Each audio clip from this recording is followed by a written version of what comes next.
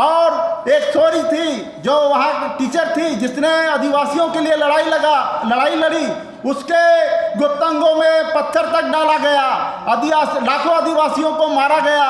और मैं ये कहता हूँ, इस देश में टाटा बिरला अडानी अंबानी अमीर नहीं है। इस देश का SC ST और OBC जो खासकर आदिवासी समाज है, जिसके पास 9,000 लाख करोड़ की संपत्ति है, वो अमीर है। लेकिन आज लाखों करोड़ों आदिवासियों को मारा जा रहा है। जब वो अपने जंगल और जंगल जमीन बचाने के लिए लड़ाई लड़ रहे हैं तो उनको नक्सलवादी बताया जा रहा है। जब OBC अपने वोट के अधिकार के लिए, शेड्यूल कास्ट अपने वोट के अधिकार के लिए लड़ता है, सड़क पे उतरता है, तो इसको जो है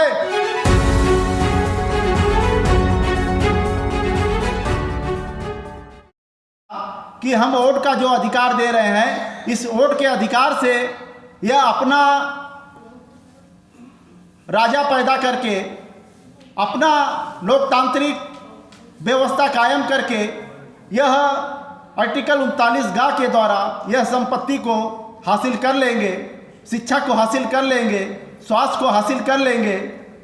लेकिन ऐसा हो नहीं पाया और इसलिए मैं इंसाफ संगठन का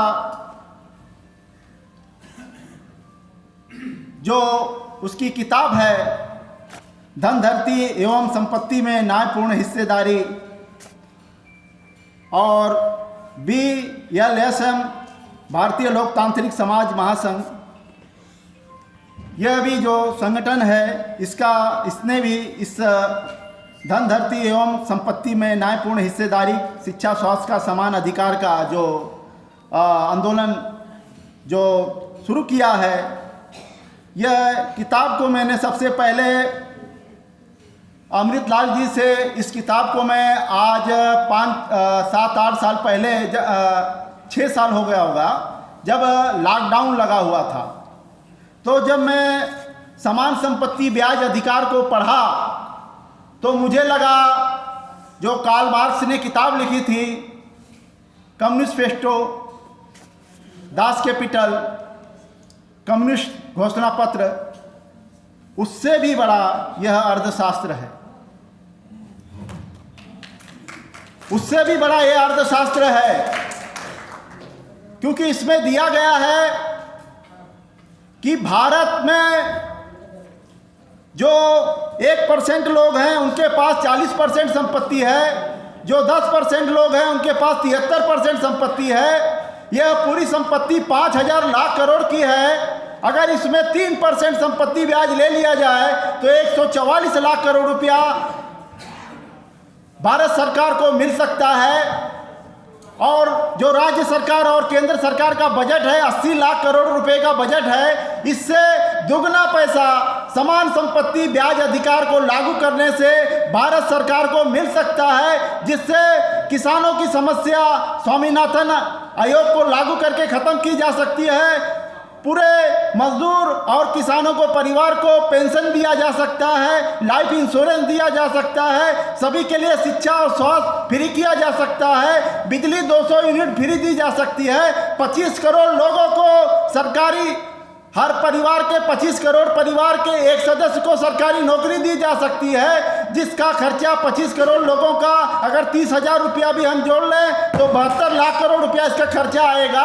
तो दोस्तों, यह समान संपत्ति का जो अधिकार है और ये जो हमारा वोट का अधिकार है, जब तक हम अपने वोट के अधिकार के लिए सड़क पे नहीं उतरेंगे, आज आदिवासियों को मारा जा रहा है नक्सलवादी बता के।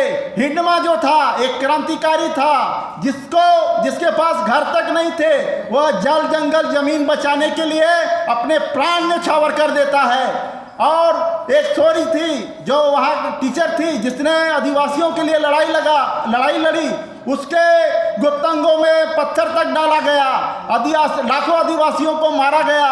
और मैं ये कहता हूँ, इस देश में टाटा बिरला अडानी अंबानी अमीर नहीं है। इस देश का SC ST और OBC जो खासकर आदिवासी समाज है, जिसके पास 9,000 लाख करोड़ की संपत्ति है, वो अमीर है। लेकिन आज लाखों करोड़ों आदिवासियों को मारा जा रहा है। जब वो अपने जंगल और जंगल जमीन बचाने के लिए लड़ाई लड़ रहे हैं तो उनको नक्सलवादी बताया जा रहा है। जब OBC अपने वोट के अधिकार के लिए, शेड्यूल कास्ट अपने वोट के अधिकार के लिए लड़ता है, सड़क पे उतरता है, तो इसको जो है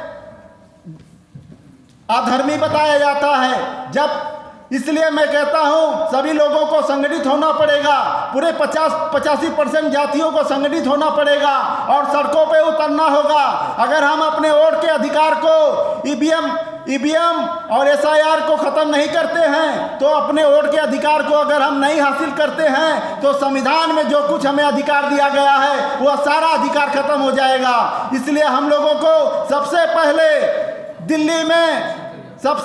दिल्ली के सड़कों को जाम करना होगा और हमें उतरना होगा मैदान में। नहीं तो हम संविधान को भी नहीं बचा पाएंगे, अपने वोट को नहीं बचा पाएंगे, ना लोकतंत्र को बचा पाएंगे। और इसी के साथ मैं अपनी वाणी को विराम देता हूं। जय भारत, जय संविधान, जय भीम। धन्यवाद विजय जी।